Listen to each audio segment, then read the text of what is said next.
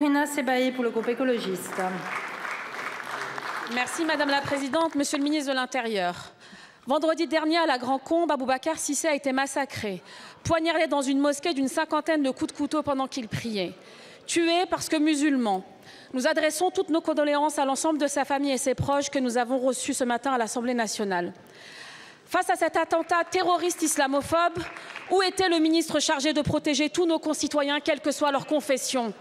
Car il aura fallu attendre 2 jours pour réagir, 2 jours pour vous déplacer, non pas sur les lieux du crime, non pas auprès de la famille, mais enfermé à la sous-préfecture d'Alès, loin des regards, loin du réel. Et lorsque vous avez enfin pris la parole, vous n'avez même pas été capable de prononcer son nom. Vous avez parlé d'un individu, comme on efface, comme on balaie, comme on piétine une dignité. Boubacar Cissé n'était pas un simple individu, c'était un jeune homme, un citoyen, c'était un enfant de la République. Depuis des années, vos discours répandent la suspicion et attisent la haine contre nos compatriotes musulmans.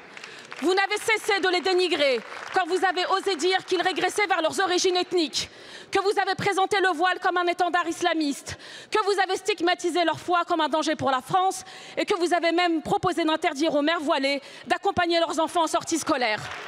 Vous n'avez jamais été à une provocation près, n'hésitant pas à lancer « Vive le sport et à bas le voile » devant des milliers de personnes. Pourtant, vous êtes aussi ministre des cultes, mais vous avez trahi votre charge, vous avez failli et aujourd'hui les musulmans ont peur. Vous avez soufflé sur les braises de la haine et aujourd'hui la haine a encore tué. Votre silence, votre mépris, votre désertion ne sont pas une simple faute politique. C'est une faute morale. C'est le signe que pour vous, la vie d'un citoyen musulman vaut moins que celle d'un autre. Alors je n'ai qu'un seul message pour vous. La République mérite mieux que vous.